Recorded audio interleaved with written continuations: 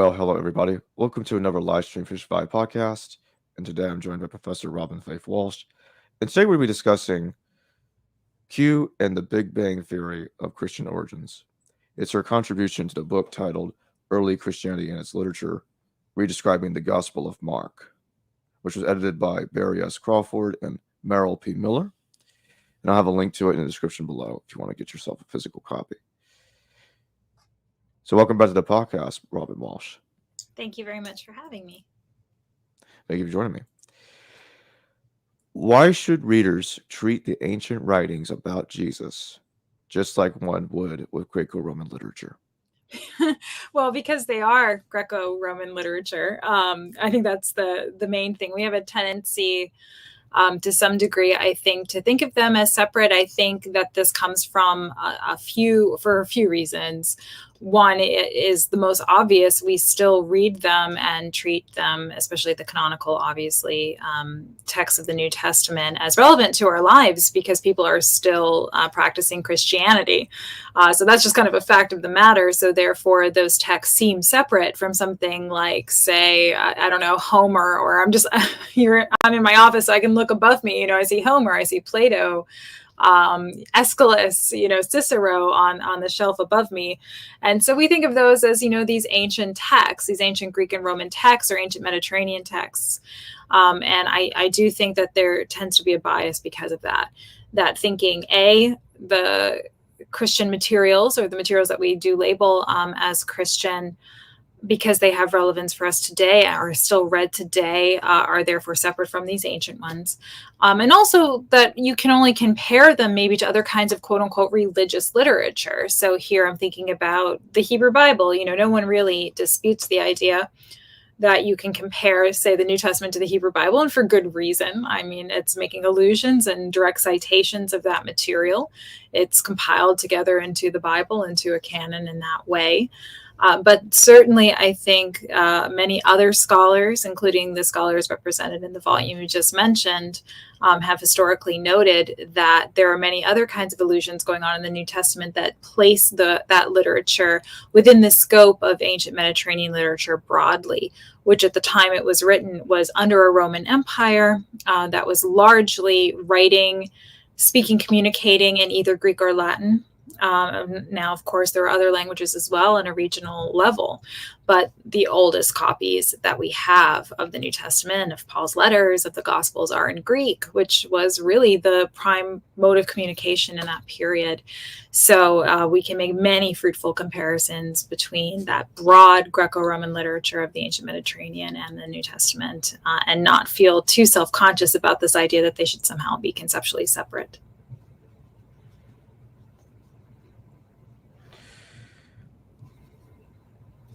Can you talk about how the gospel writers and even Q demonstrate an engagement with first century politics that place these texts specifically after the Jewish War? Well, I should probably point out that in the piece that you're referencing on Q that I wrote for that volume on redescribing Mark, so a little bit of background on that. That book was well underway, and I was still, I think, a graduate student at the time, and I gave a paper on Q where I said that it was post-war. Now, some of the reasons I said that have to do with structure and content. And so if I divide those up, which I'll talk about in a second, I can give you some precise examples. But they included me in that volume, I think in part because of this claim that I made more broadly that, for best we know, gospel literature and any kind of collection that relates to the teachings of Jesus, in the case of Q too, you have teachings of John the Baptist, that anything like that seems to be a phenomenon of a post-war period, meaning for the texts like Paul's letters that we know predate the Jewish war, there seems to be a very stark, and we can call it theological interest in Christ as this returning resurrected figure that's more or less, I mean, quite literally the savior figure for oppressed peoples or anybody who's part of this Christ group. He becomes, the symbolic leader, the anointed one who is going to come and usher in this new age. So you might say that there's more of a keen sense of an eschatological movement before the war. After the war, is when you start to see these teachings of Jesus, biography of Jesus start to appear, for which I don't see why we would date Q or place Q differently than we do these other texts. Now, underneath that, there are a few things. Number one, I think Q tends to be dated pre-war most of the time, in part because by dating, say, the Gospel of Mark to 70, so the time of the Jewish war because of Mark 13, then seeing Mark as the predicate for Matthew, for Luke, and then, John, we presume to be later, although some of the church fathers thought it was first. This idea that there's this iterative process of building that creates a scaffolding to start to date early Christianity earlier and earlier and earlier in terms of what we might call authenticity or authority. So in other words, if we can date Q before the Jewish war and think of it as a source, for Q meaning source in German, if we could think of it as a source for the later gospel writers who are more securely dated post-war, then you could start to make arguments that those teachings are more or less reliable accounts of the historical Jesus, even though that flies in the face of, say, what Paul represents in terms of, again, a more eschatological movement, less concerned with the teachings and biography and narrative about Christ's life. So in that piece, I argue that Q, like all of the other quote-unquote biographies or teaching collections of Jesus, are more securely dated post-war. And I say this because now here's to content. Within Q, you do have plausible references to the temple already being destroyed, ideas about, kingdoms built on sand, that kind of thing. Those sort of references are sometimes isolated within Q as a quote-unquote layer, maybe an apocalyptic or eschatological layer to Q that could be later. But I haven't seen personally, theoretically, a good reason to my mind, not to say that people haven't made good arguments, but to my mind, the idea that we must divide Q into layers or into different strata haven't completely held up in my mind, or might be more motivated, again, by that kind of scaffolding back to the historical Jesus I was just referencing. So if you look at those kinds of references that sound more eschatological, apocalyptic, about the impermanence of something like the temple, then that seems to me to be more, again, cohesive with what you see with the Gospels being written post-war as well. And that general concern with, in the aftermath of that war, I would characterize it as, let's go back to the teachings of Jesus. Let's go back to his biography. You can say it's to document a historical memory, I suppose. That's one way to treat it. Or you could say that interests changed in the aftermath of that war. Not only does the question arise, maybe what did we miss? Because I could certainly imagine if you have an eschatological apocalyptic movement that's imagining Christ coming down to defend the chosen people against the oppressor, against the archons, in this case the Romans. When that war with Rome started, I have to imagine that many people, and it's a little speculative, but I think it's okay, I have to imagine many people would have thought that war was it. Like, this is the big cataclysmic event. And then the Jewish side lost. The temple falls, Rome is triumphant, Jerusalem lays in waste. And so after that, I think there would be a return, and many people, if they're not killed, they're sent throughout the empire as enslaved persons, as prisoners of war. There might have been a movement at that point. Who was this guy, this Christ figure? What did we miss in his teachings to have so misunderstood what was happening here? Just one suggestion. And then, of course, the other thing, in that case, could be you have more kind of cohesive institutionalization later on in the movement, especially in the diaspora, and more interest in revisiting those ideas of creating some kind of concrete set of teachings, a concrete narrative on par with what you see with other holy figures in the ancient world or divine figures to establish Jesus as an authority. You mentioned here that in Q 37b to 9 and Q 6 46 49, Q 13 34 35, and Q 11 49 51, those are the specific parts of Q that you were citing, about why you think Q could be post-war. Do you still lean towards that Q is a post-war document? Yeah, to be honest, I do. which, you know, Q causes, like, just to be frank, I mean, Q causes a lot of controversy, I would say, in the field, in part because it's a hypothetical document, right? And so a lot of people aren't so keen to talk about a hypothetical document in hypothetical ways. I get that. But I just feel that on the face of the argument about especially the layering and the idea of each layer of Q being a different Q community linked to a different time period, I feel like the only reason to do that is because you are trying to create a way to reverse that timeline closer to the historical Jesus or the early Christian communities that are imagined to be behind these texts. And so the convenience of that model without a lot of justification is something that bothers me. Whereas, again, post-war, that's when you do start to see these narratives about Jesus that are more focused on teaching and less on the eschatological side pop up.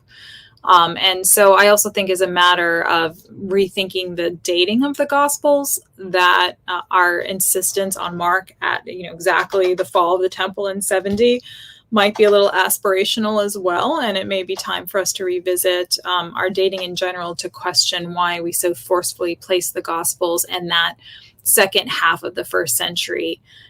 Do we have good reasons for this that are backed up by book culture itself and the extant evidence that we have? I mean, our earliest scraps of the New Testament are from the second century.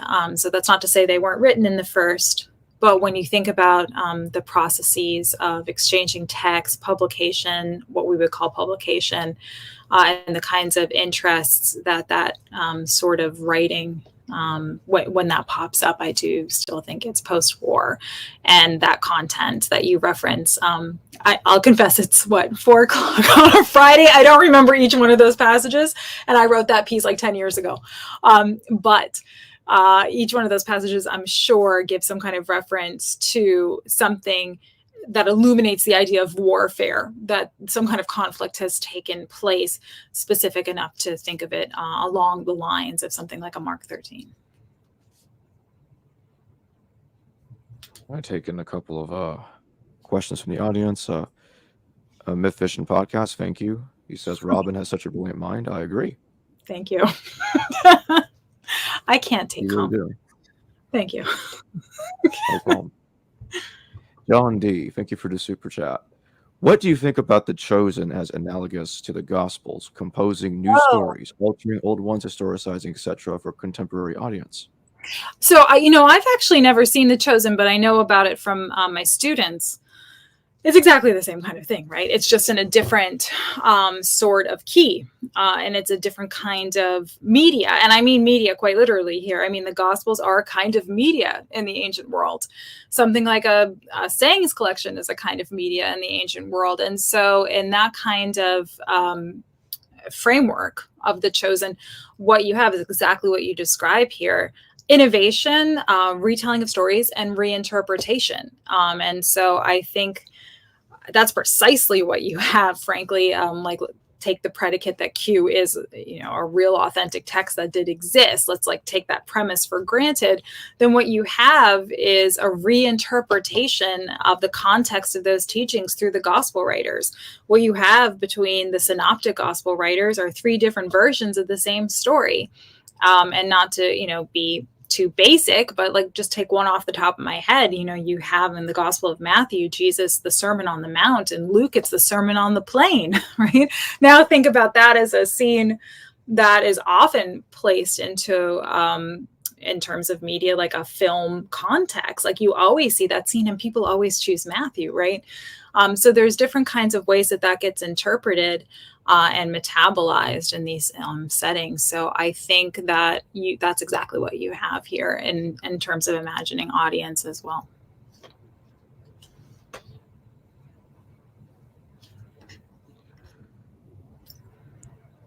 Can you tell us about the kind of negotiation that's taking place for the figures of Jesus and John in Q?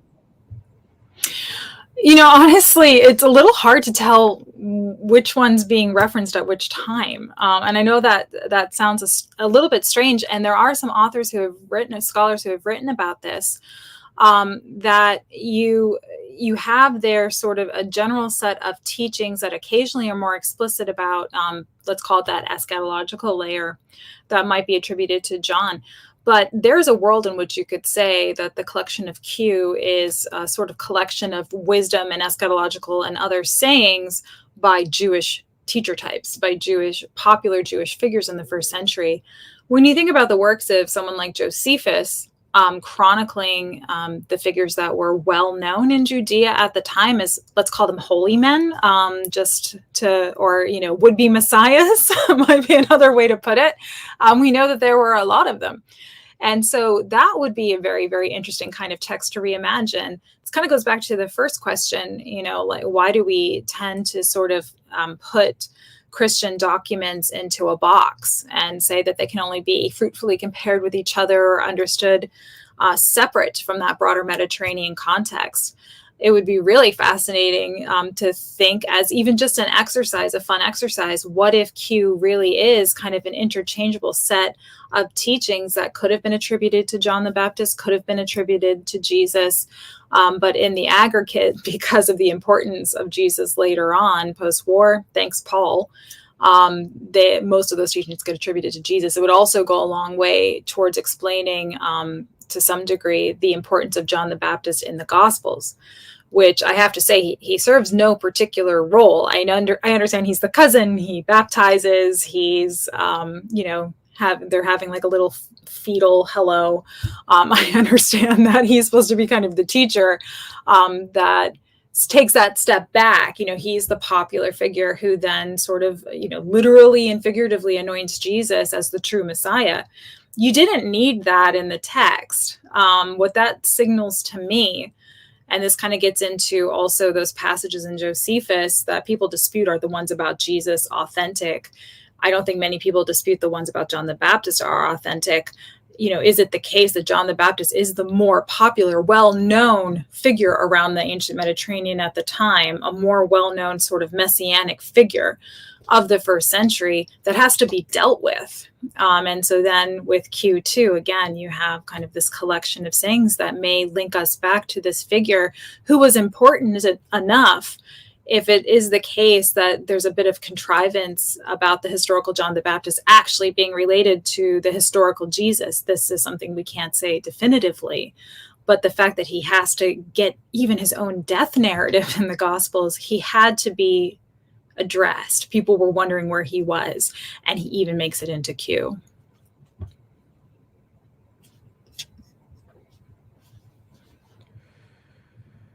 GII, thank you for your question. Good work. How much do you think that the Jesus movement and Paul's writings energized the leaders and fighters of the First Jewish-Roman War? Not necessarily caused it, but was lighting the fuse? Thanks.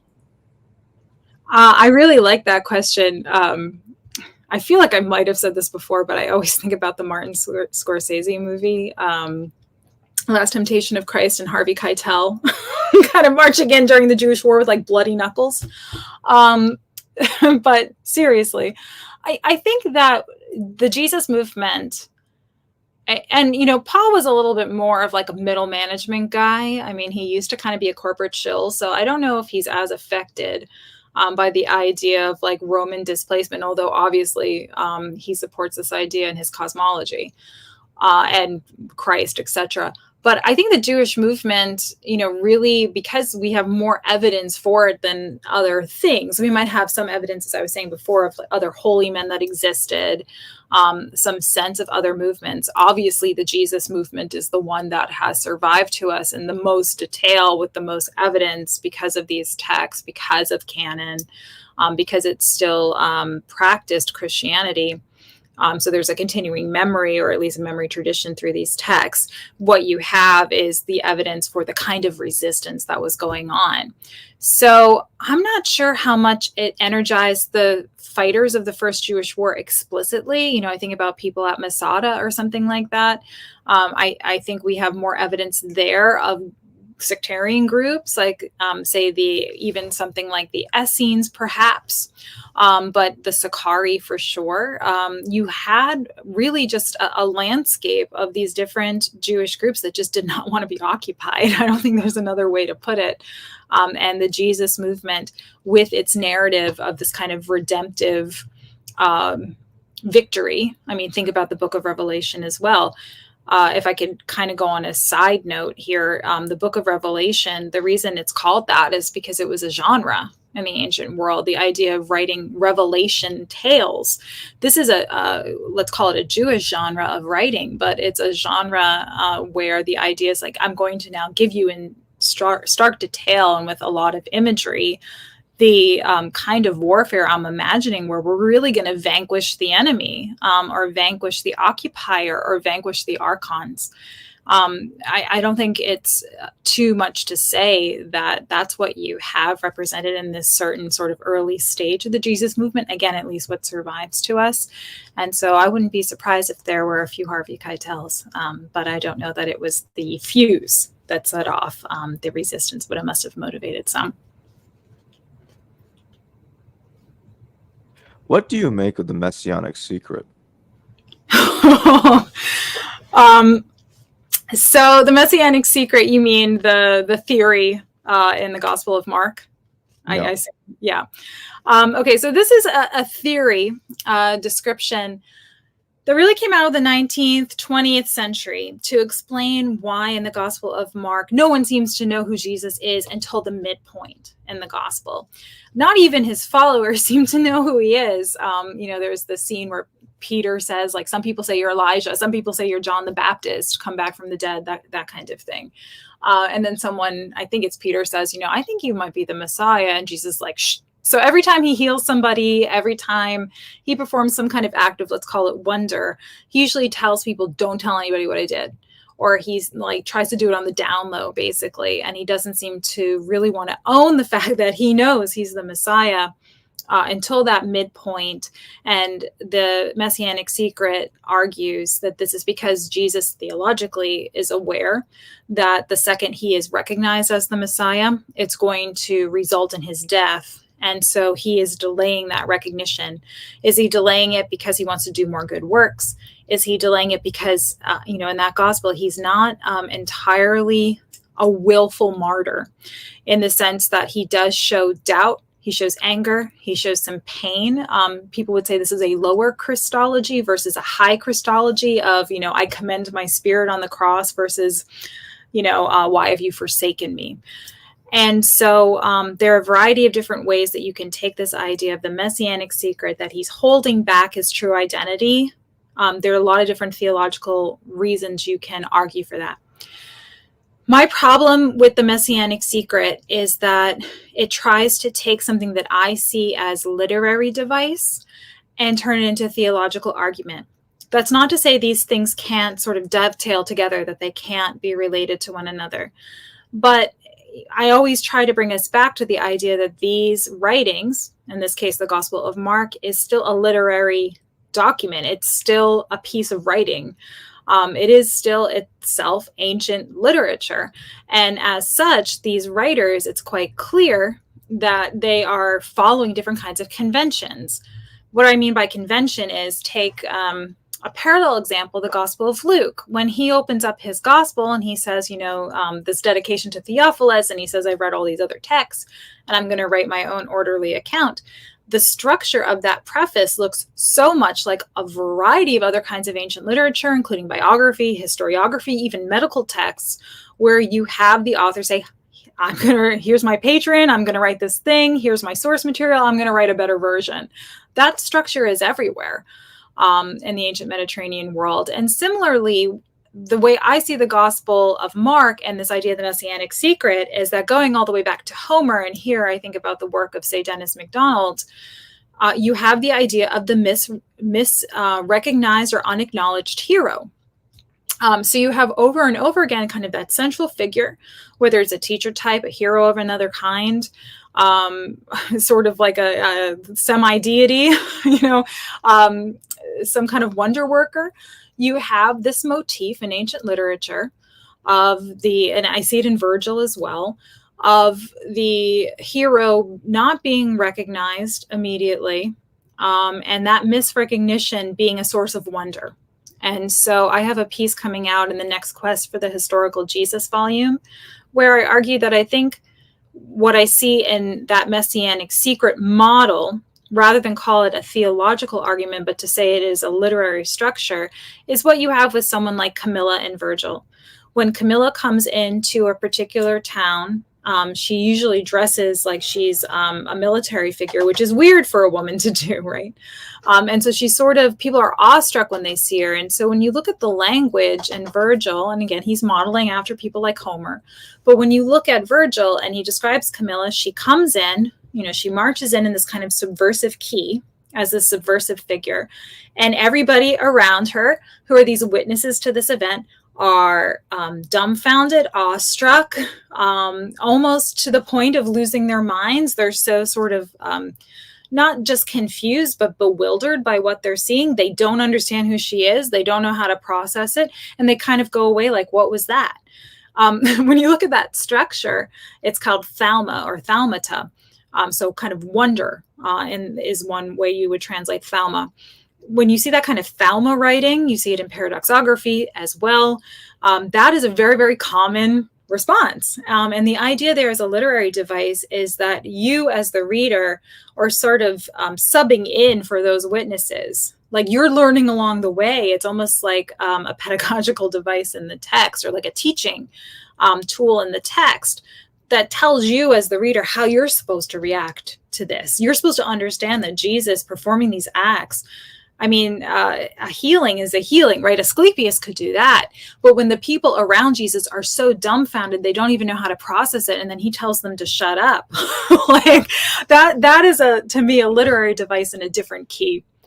And if you don't recognize the precision of that necessarily as a piece of kind of artful writing, I think you lose a little bit of those cross references. You lose a little bit of what the author intended in favor of this more anachronistic idea of like Jesus delaying his crucifixion for theological reasons. Again, not to say that that can be fully discounted, but I don't think it's it captures the whole story.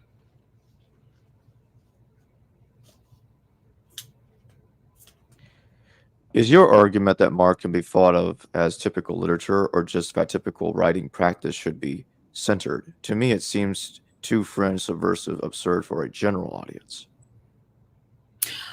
I think that you have a couple of things going on here, and it's an excellent question. I think that it is very typical in its structure device. I actually think the content is not too radical because you do see similar kinds of descriptions in paradoxography.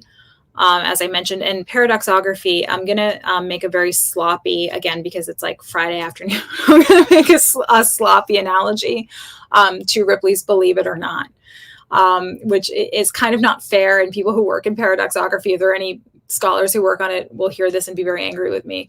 But just as a illustrative way, the way to illustrate this, even the way paradoxography, for example, tells time, it's usually by like so-and-so was emperor or governor of Syria at this time when this XYZ thing happened. That's exactly what you see in the Gospel of Luke, for example. People loved this kind of literature.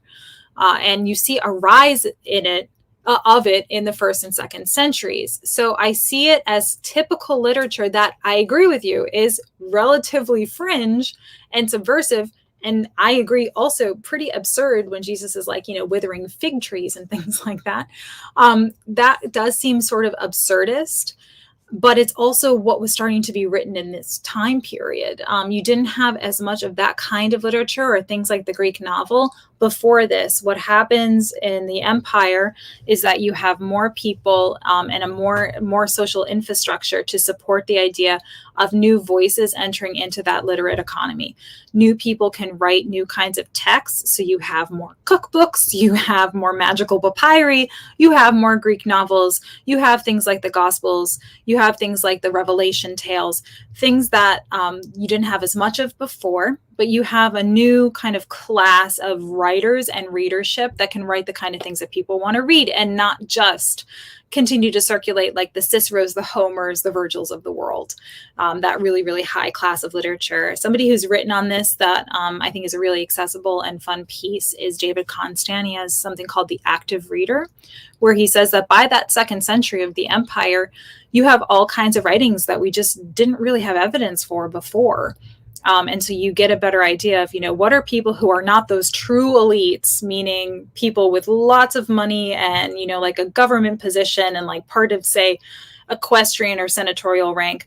What kind of things are they writing and consuming and interested in? And I would put the Gospels there. So in that respect, I think that they're part of a tier that's very typical, but it's new. And it's new for the era, and kind of new for us to think about in those terms.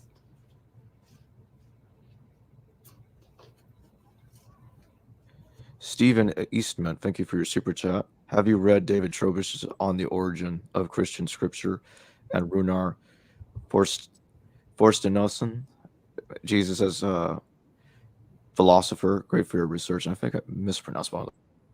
I think he emailed me this question at 2:00 today.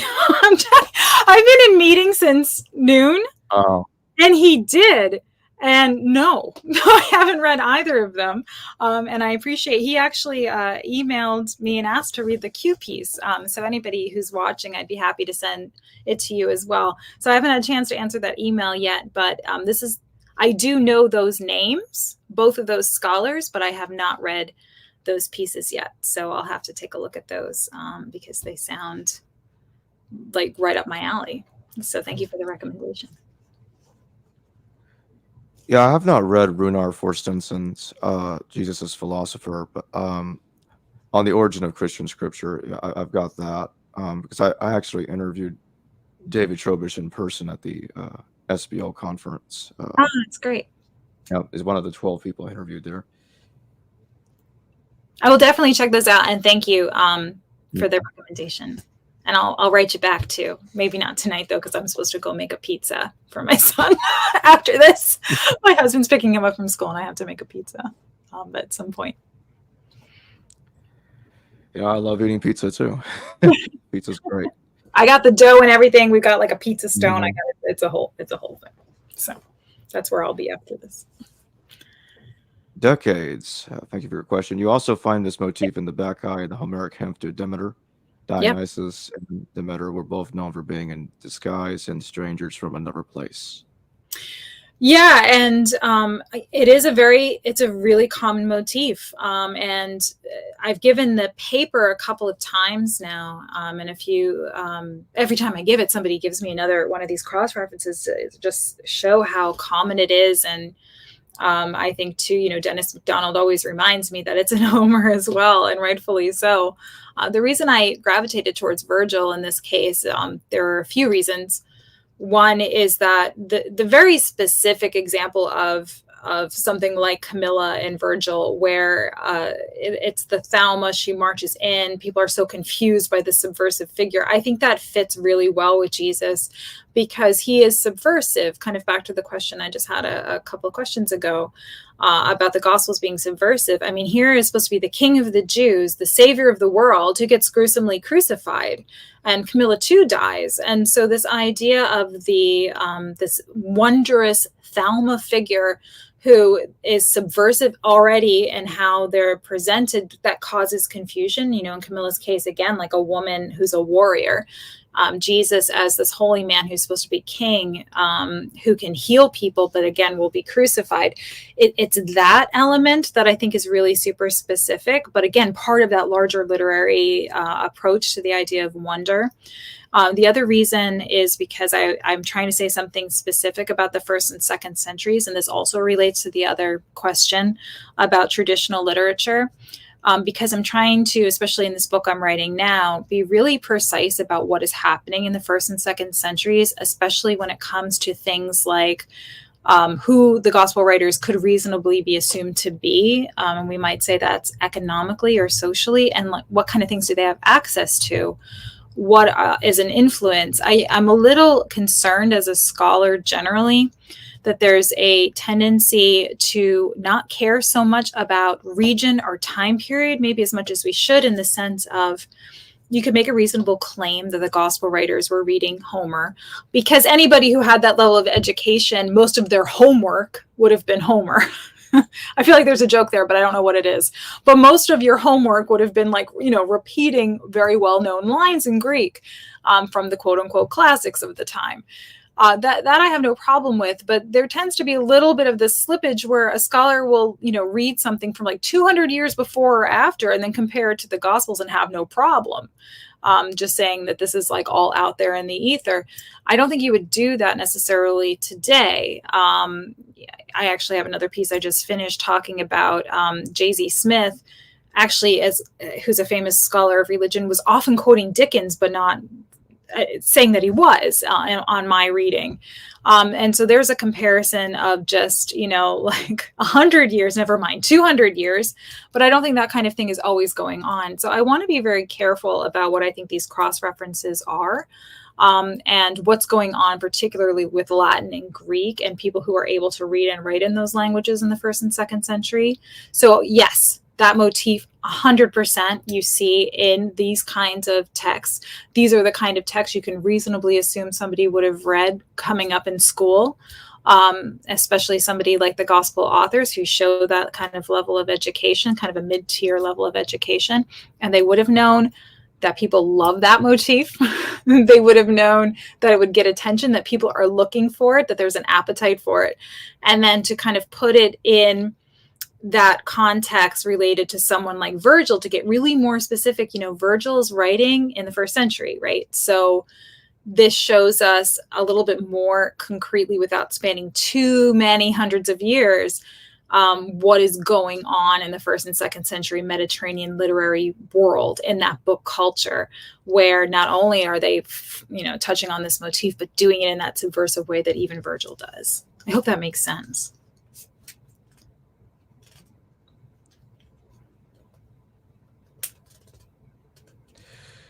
How does Paul's mission and travel add support to the itinerancy model that has been associated with Q?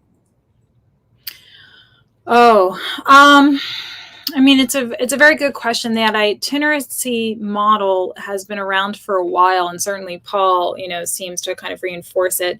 But the idea, especially of apostles going out and kind of lily padding from one ecclesia to another for support as they quote unquote spread the gospel. There's a lot of things I could say about that. I think. And, it relates to Q because communities and that kind of itinerancy are often associated with this idea of, kind of to the topic we have for today, this Big Bang of Christian origins. I don't dispute the idea that people like Paul traveled. Why they traveled is a different story, perhaps. There's definitely this landscape, of course, of people like Paul, who, whether it's for Jesus or another figure, I think here, especially about the kind of people Lucian writes about in the 2nd century. There's this guy, Alexander Abuntikos, I think his name is, who claims that he's, an expert on Glycon, the snake god, and he, sets up shop and tries to get followers as well. There are a lot of people doing this kind of thing. So this just seems to be kind of par for the course in the ancient world. However, I think Paul was certainly looking for patronage, not necessarily to set up an ecclesia and the traditional idea that we have of itinerancy and communities allied with texts, as much as this is something that he's doing with potential patrons and major hubs in the ancient Mediterranean world. But he still seems to have that idea of an imminent end time, which kind of agitates against the idea of apostolic outreach for the purpose of spreading Christianity when you think the world's going to end, right? There's some tension there. A scholar who has written about this in a really interesting way is Bill Arnold. And he wrote a book. It was actually, I think, his dissertation book on Q. And I'm trying to remember the title, but I think it's The Village Scribes. It came out with Fortress Press several years ago now. But he has a section in there where he talks about how what's interesting about the itinerancy model, and this kind of relates to some of the critiques I've had about assuming community behind text and those layers of Q, each being a Q community, and that apostolic travel and itinerancy is the correct social model to assume in all cases. He points out that that as a theory of reading into the text and authorizing that idea of itinerancy and the Big Bang, although I don't think he uses the Big Bang language, but he points out that that really came up at a time when missionary activity was quite prevalent, especially in the 19th century in Germany. And those tend to be the scholars who have authorized that kind of model and then perpetuated it. I know it's one that I learned from my own professors who were themselves also German and came from that tradition. So it's really interesting that that kind of itinerancy was going on in missionary activity at the same time it starts to come up in scholarship. And again, not to say that, Acts of the Apostles isn't giving you that impression, but it strips away some of the social motivation for finding, again, per Paul, a patron, not to spread the word per se, but to find financial support as, let's call it a, religious expert at the time. So there's a lot to untangle there, but I don't just take it for granted that that's the correct social model without a little bit more scrutiny. John D., thank you for your super chat. Read John the Baptist, do you think it's more probable than not that Jesus was not a follower of his, or just that polemical motivations should be taken more seriously? Am I allowed to speculate? Sure, I guess this isn't like a peer-reviewed publication, and we can have some fun. I don't think he knew him. I'm not convinced he did. I tend to think, and I've thought this for like 25 years, to be honest with you. So maybe I'm just too devoted to my own impressions. But John the Baptist used to be like my fave. When I was in grad school, I feel sorry for my professors, the number of John the Baptist papers I wrote about him, ingesting wild honey and tripping in the desert. But I got really into this topic. I think that he was a very well-known figure. I do think that he had kind of this, again, apocalyptic streak, but he also had this kind of wild, holy man kind of persona. How historical is that? Not quite sure. But I think he did go through these purification rituals and offer them. I think that I want to be as diligent about not speculating too much about the authenticity of a historical John the Baptist any more than a historical Jesus. But I do think, those elements we can probably take for granted, the way that you could translate John the Baptist would be like John the Dunker. So people would come get dunked by him, go through a purification ritual. He was kind of known as this again, wild, holy man out in the wild. The unrefined honey would have caused hallucinations. He's a really, really interesting figure. I think there was probably a culture around that. We can call it an oral culture, similar to what you later get with Jesus, but he was probably so well known and so popular. Again, when the Gospels come down the road, a couple of generations later, I think there's a certain apologetic there that could be going on in terms of what about John the Baptist? I've heard John the Baptist was, this messianic figure, or I heard John the Baptist was, the biggest deal. Didn't Herod, behead him, et cetera, et cetera. Something about that story, whether it was because you had to deal with him and dismiss him, deal with him, and then, have Jesus supplant him in terms of popularity. So for some reason, you had to explain him away. And the reason I tend to lean on, more probable than not, maybe he didn't even know him, is just because in the text, the whole thrust of the text is that he is super popular and you have to deal with him and get rid of him so that Jesus can take center stage.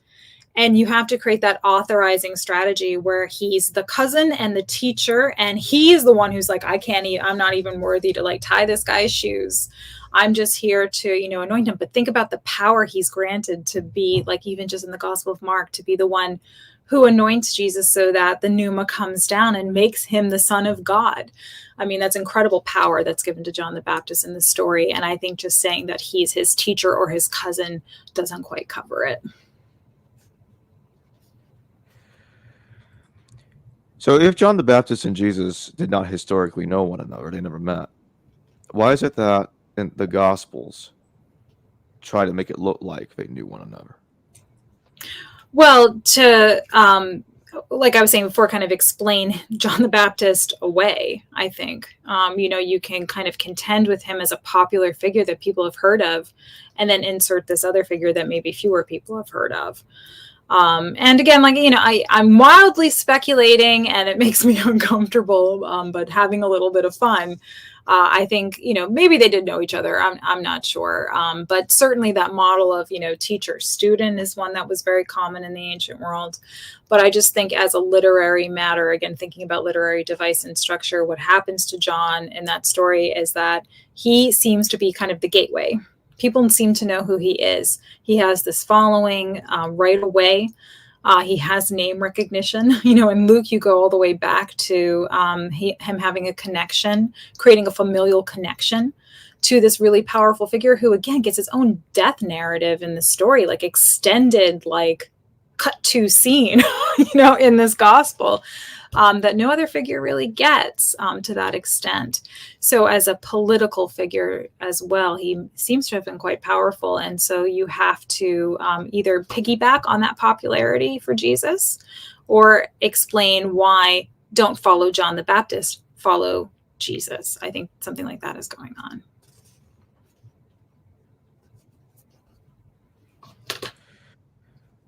Can you discuss why you think Matthew may have derived the ecclesiae from Paul? In what sense? Could you say a little bit more about what you mean by that? Sure. I'm going to go straight to the page where I saw this. Okay.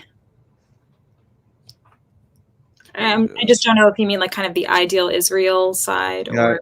You were talking about in page 528, you were talking about it's Matthew, not 28 pages long. I'm just at the end. Right. 528 in this book. Right. Yes. So one of the things to hear is that unlike Mark, Matthew does have a Jesus that calls for a worldwide mission. Then in the next page, you mention, in short, Matthew does not require a religious community to speak of questions of ecclesiae or an ideal Israel. Among the source material at Matthew's disposal already LXX, possibly Q, Paul, Mark. And you mentioned that it is evident that one of Matthew's prime objections is to take Mark and clarify the mysteries presented by his obfuscating Jesus through an interpretation of Jewish scripture.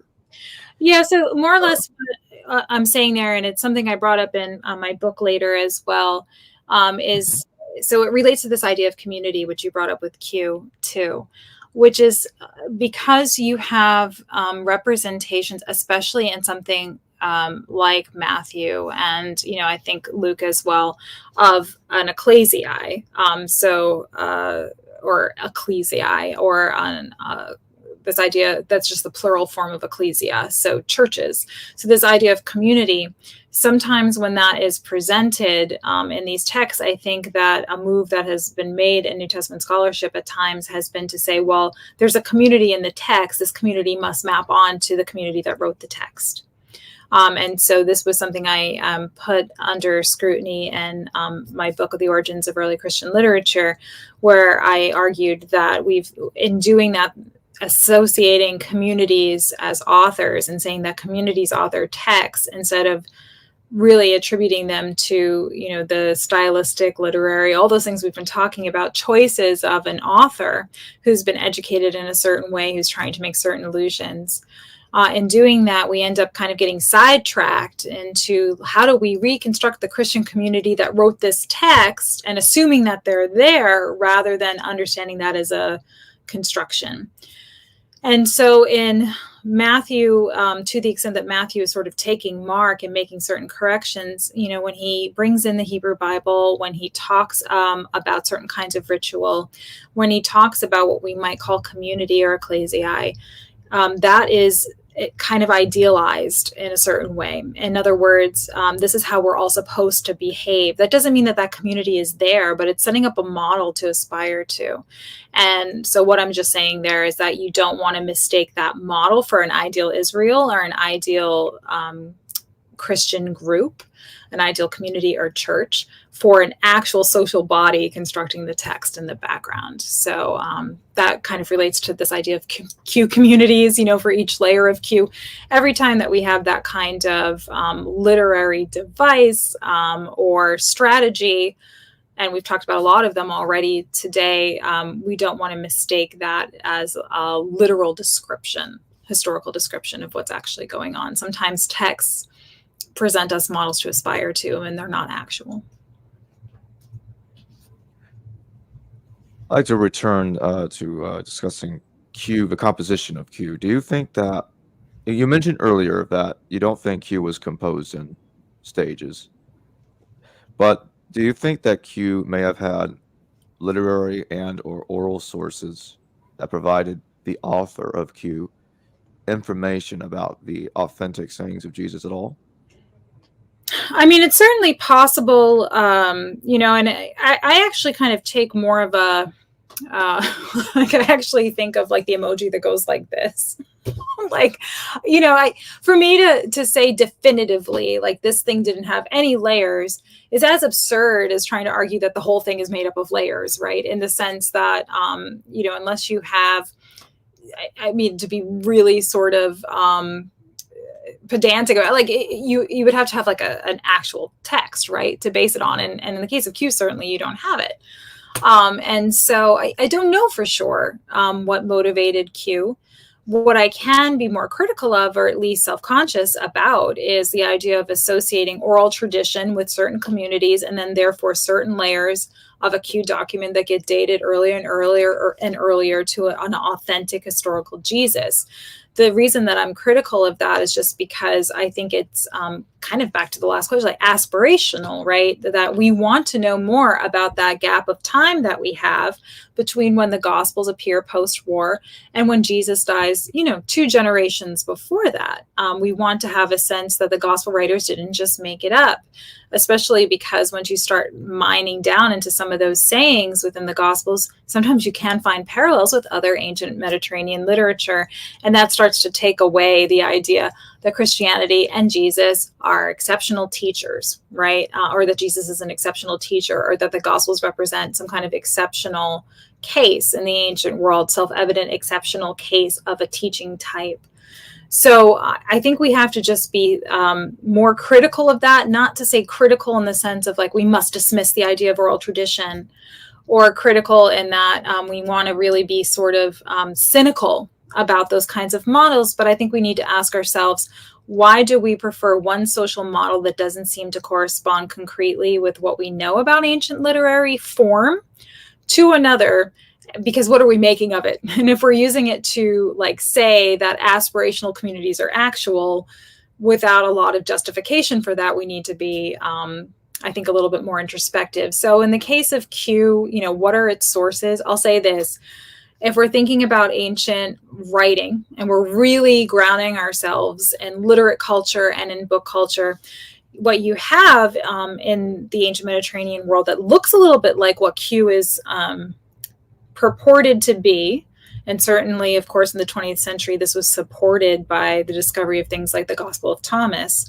But you do have collections of sayings of teacher types, especially of, like holy figures, let's call them that, or at least figures that have been elevated because of their wisdom within philosophical schools as well. So there's something like the Pythagorean golden verses comes to mind. And some people have argued that if you look at the Pythagorean golden verses, which are a series of teachings of Pythagoras, not authentic to the historical Pythagoras, by the way, but constructed later on by people who claim to be students of students or his students who have heard this maybe, but, collected by later figures who are part of that philosophical school, some people have argued the golden verses of Pythagoras are the basis for what we call the Our Father, the Lord's Prayer, because there are parallels there. So I would say what we imagine Q to be perhaps looks more like that kind of thing within a philosophical school, collections of sayings that are put together by students, followers, or just people who claim to be, but collections of these kinds of wisdom sayings, maybe composed all at once, maybe in certain stages, but collected, codified, circulated as representative of a figure like Pythagoras, representative of a figure like Jesus. That kind of function is a little bit different, again, than imagining Q communities and layers and groups and, a historical Jesus, right? We don't generally use the golden verses of Pythagoras to reconstruct the historical Pythagoras. So we just have to think about how far we can stretch these sources. But what I like about that model, too, is that when early Christianity is discussed outside of Christian circles, and even within them to some extent, it's called a philosophical school. And certainly what Paul does when he looks for a patron, the way many ancient philosophers did, by the way, to support him in his understanding and explication and engagement with different philosophical ideas, this corresponds very, very well with what we do know about that period pre-war. And so, this is what Paul is doing in his letters.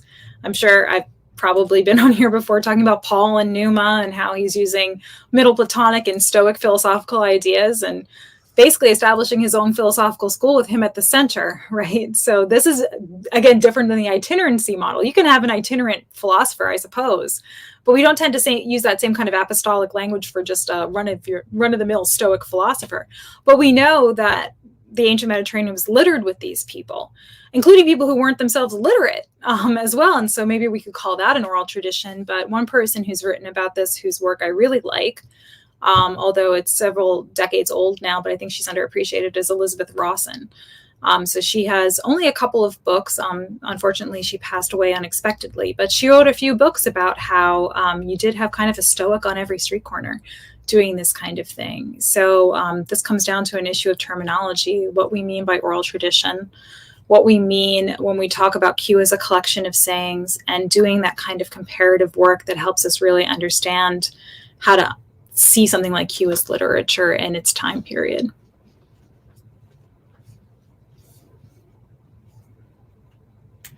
John D says, in my opinion, there would have been no reason to just write to record. I see Mark's gospel as something that was read dramatically. It wouldn't have been effective if there wasn't new stuff. Well, there's certainly some new stuff. I mean, the idea alone of him being crucified, of Jesus being crucified, and yet still, resurrected would have been quite interesting. And, this is something I talk with my students about quite a bit. Why does Christianity make it when the other traditions do not? What's interesting about something like Mark's Gospel is that it's an interesting combination of a number of things. It's combining things like those healing stories, back to that messianic seeker question, in a key that is similar to what you find, again, in paradoxography, but also something like Mark 5, the hemorrhaging woman, the idea of healing a woman with that kind of ailment you see in Asclepius temples as well, like testimonies about healings at Asclepius temples. You see similar kinds of language about Jesus as, savior, etc., even in things that have been released about Augustus by this time. So Jesus is this really interesting subversive figure. And I wrote about this, the idea of Jesus representing a sort of subversive biography. I wrote a piece with David Constant that was an article, a standalone article, and also a chapter in the book that I mentioned before, because there is a tradition that arises in the 1st century and 2nd century of what I term with David Constant subversive literature, where even Alexander the Great gets this treatment at one point, where you have kind of this central figure who is smarter than everyone else, can heal his friends, has all these kinds of adventures and misadventures, but they're an underdog the whole time. For some reason, that literature rises up in the 1st and 2nd centuries. And I think the Gospels are kind of part of that tradition. And depends on what we mean by effective, but I think they had a nice combination of, again, paradoxography, biography, teachings, interest in Judaism at the time. We have to remember that Paul, Jesus, followers, gospel writers are affiliated, if not explicitly, Jewish. I mean, certainly Paul was. Certainly Jesus was. Whether the gospel writers, still considered themselves converts or whatever else is something we can debate. But this is a Jewish movement, which, especially post-war, becomes more interesting to the broader Mediterranean world under Roman control, because they're all seeing coins minted commemorating the Jewish war. They're seeing, if you're in the city of Rome, the Colosseum being built with the spoils of the Jewish war. Things like, the Arch of Titus being built because of this. There's a keen interest in this stuff, and we know this from legal codes, from other kinds of literature, not just Christian literature or Jewish literature of the time. There's a significant interest in the holy books of the Jewish people. So Jesus not only touches upon the Hebrew Bible, touches upon that interest in holy books of the Jewish people, touches upon that subversive biography, touches upon paradoxography. It does all those things. And so we can see that kind of those different lines of interest coalescing in the Gospels, which, yes, look very much like other kinds of writing too, but at the right time, at the right moment, to your point, were very effective and very dramatic, especially after that war. John D says that wasn't meant as disagreement with what she said earlier. I meant new to Mark's audience, which I do think was Jesus' people. Yeah, and I mean, it's really interesting to think about, like, again, just because we're having fun, like what that gospel answered in terms of, especially, like I'm really interested in like that post-war scenario, like what the heck did we miss? Like where is he, right? You get a lot from that gospel into really kind of meditating on what kind of figure. I mean, like, to some extent, this could be Mark's unique take, right?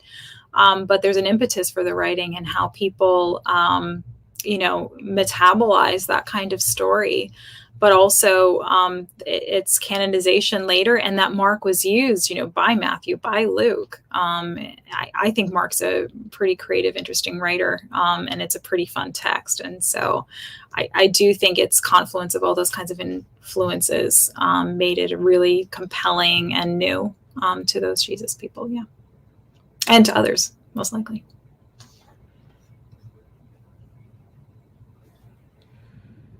Can you talk a little bit about how the Gospels, when the way they talk about Jesus, how does it compare to texts like the Life of Aesop, or writings like from Socrates and others?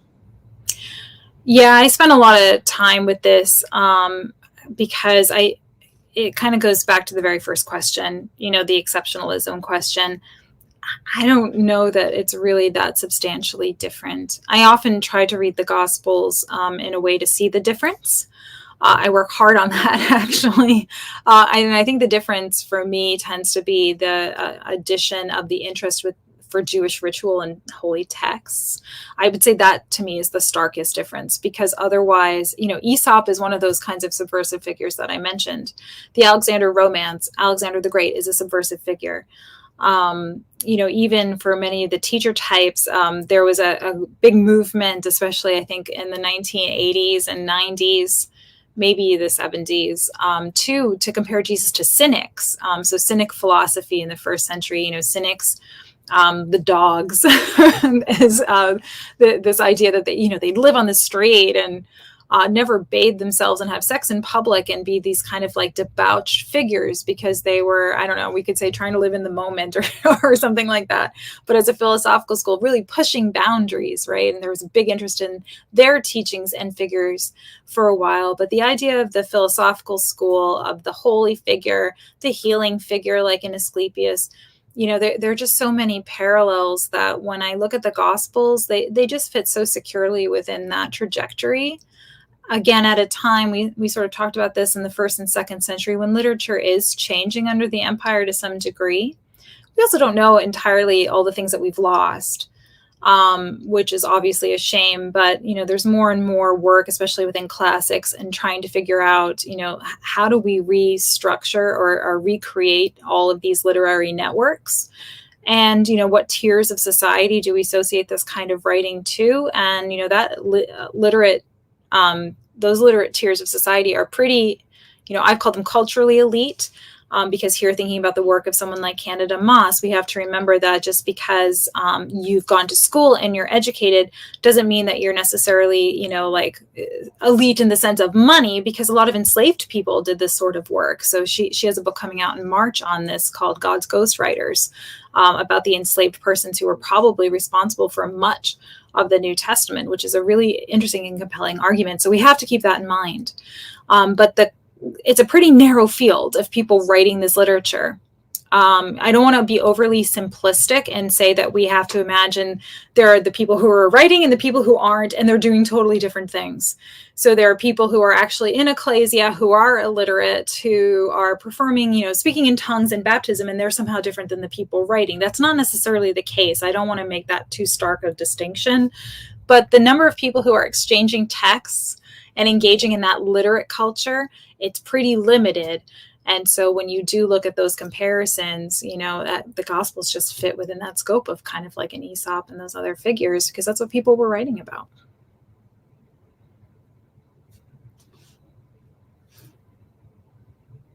You also mentioned Shakespeare and the contribution. Can you talk a little bit about Shakespeare and what you see in his work in connection to this specific topic?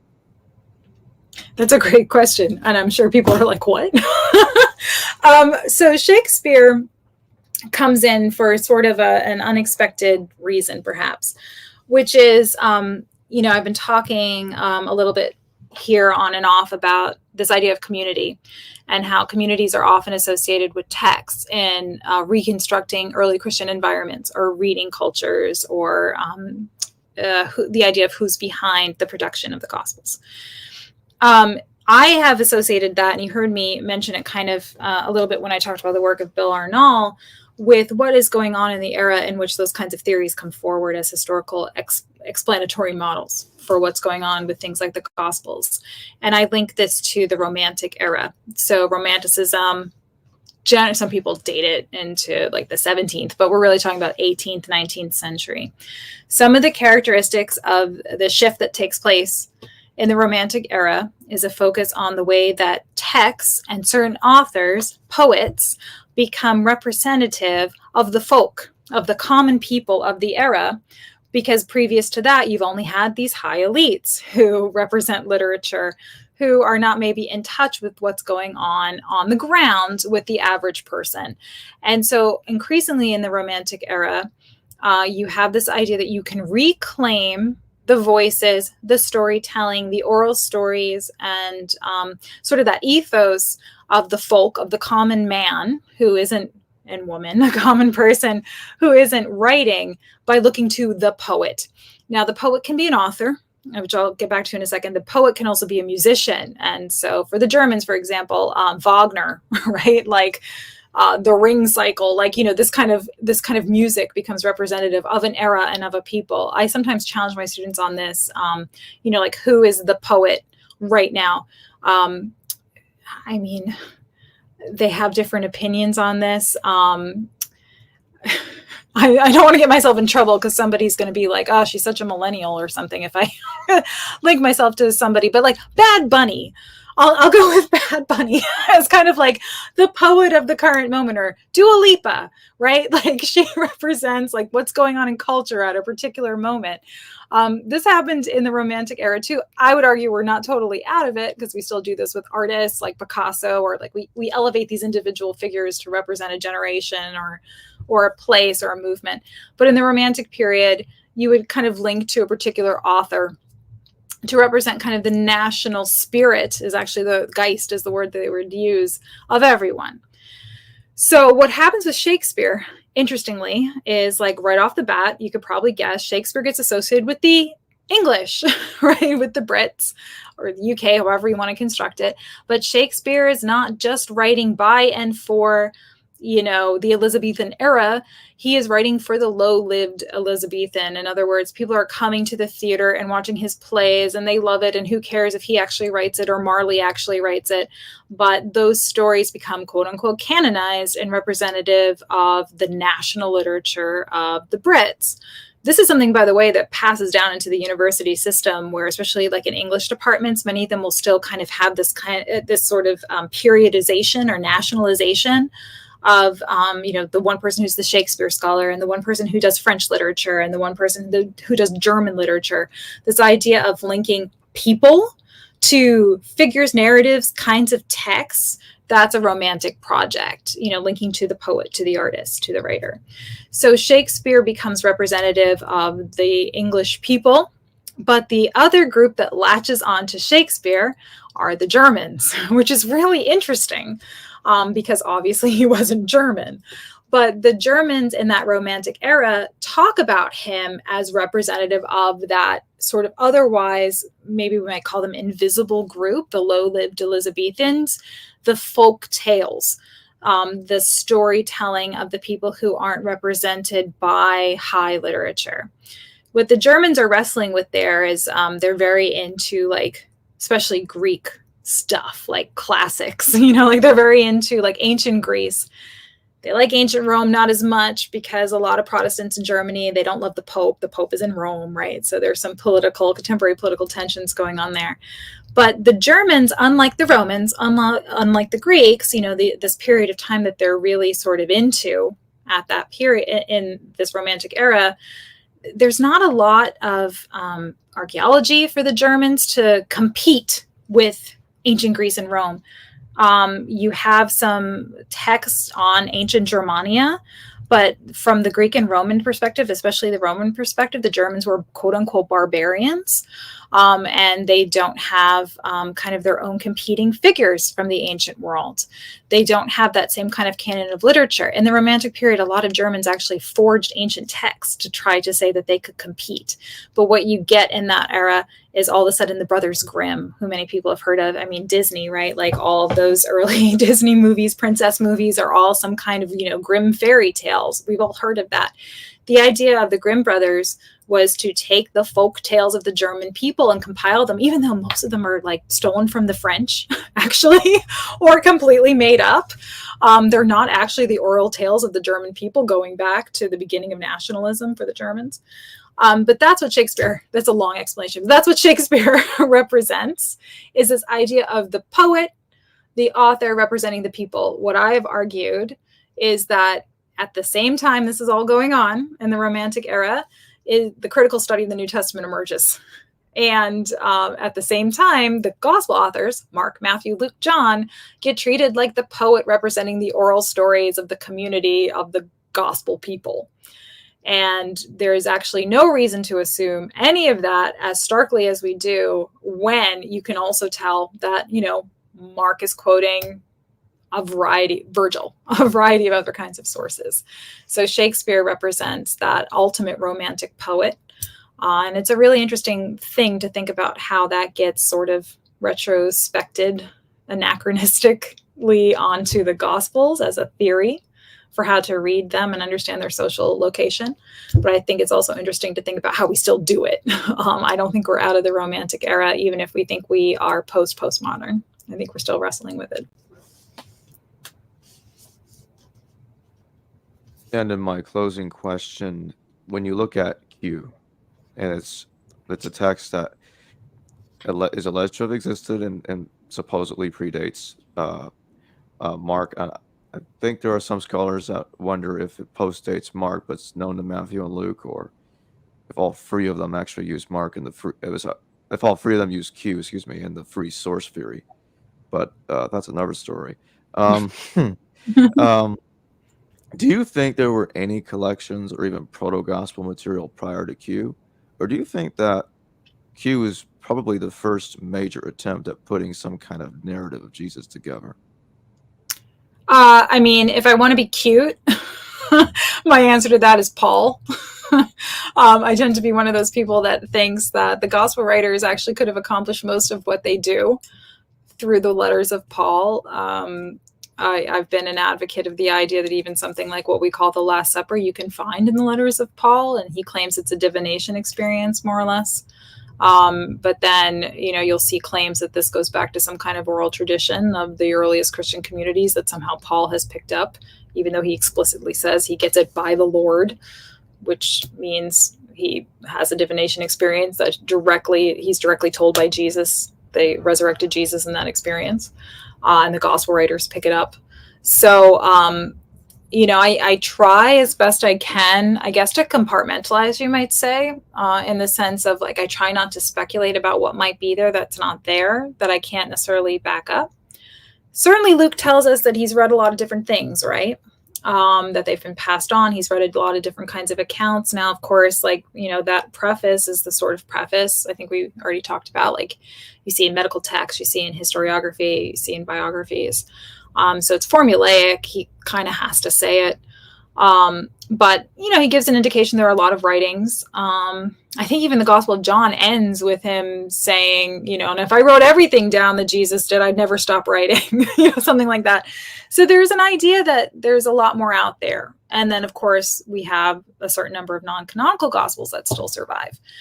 So I think we have to be flexible in what we understand in terms of the literary output. We have to think beyond canon. We have to think also beyond this kind of direct borrowing we tend to do for the purposes of reconstructing the first century. I think we have to be okay with ambiguity and, again, kind of keep focus on what we do have. And it is sort of a miracle in and of itself that we have the letters of Paul, and we can do that kind of direct comparison. So I would say by the time you get to the gospel writers, who knows precisely what they had? Even down to the letters of Paul, I think back to this sort of these conceptual problems I was mentioning before, that tendency to sometimes be tempted to compare the gospels to something 200 years earlier, even sometimes later, to identify motifs or, identify certain kinds of literary trajectory. Let's bracket that for a second. But there's also a tendency, I know I'm guilty of it, of being well, the gospel writers must have had everything that I want them to have, right? They had to have had every single, piece of the codex of Q, assuming it was a codex. And I think they must have had all of Homer. They must have had the entirety of Romans. I don't know that that's necessarily the case. It's one thing I bring up the work of Anne-Marie Lyondike, when she's looked at, collections of papyri. I think Brett Nongbre has probably gotten into this too in his God's Library book. Not everybody had full copies of everything, right? Publication was much messier. You usually only got a copy of something or a partial copy of something because a friend of yours wrote it down for you and sent it to you because you asked for it or they think you want to see it. Not to be too haphazard with that description, but that's kind of what publication looks like unless you go to a bookseller, and then you can't necessarily verify where that book came from, right? I think it's plausible to imagine the gospel writers having maybe a couple of letters of Paul's, maybe just the section of Paul that they need to write the Last Supper, and then an understanding of the kind of preface they have to put on their story, an understanding of the kind of miracles a readership would expect to see, back to Mark 5, the hemorrhaging woman. An understanding of what an infancy narrative looks like for a Christos, someone anointed, looks like for somebody who's competing with the emperor, looks like for somebody who's the son of a god. An understanding of what you have to include to account for a popular figure like John the Baptist. All these things are in tension, and they can come from a variety of sources. And in terms of Christianity specifically, sure, there's probably other stuff there. But in terms of just, again, keeping kind of staying in my lane, what do I have evidence for? I tend to be one of those people that sort of sides with well, there's certainly stories going around. Josephus records them later about, understandings of Jewish holy books, Jewish holy figures, what's going on in Judea. But there's also people like Paul who wrote it down. And it also goes a long way for me to explaining why Paul makes it into the canon as well, although he's placed after the Gospels, even if he is chronologically before. I think his ideas about how to understand Christ go a long way for explaining what we eventually find in the Gospels, to the extent that they're filling in the blanks in that post-war period.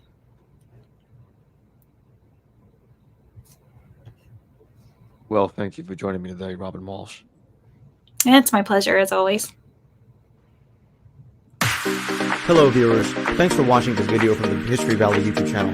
Please don't forget to subscribe and hit the notification bell. And if any of you wish to further support this channel, please consider checking out this channel's Patreon page and becoming a patron, and or donate through PayPal or through Super Chat during your live stream. Thank you.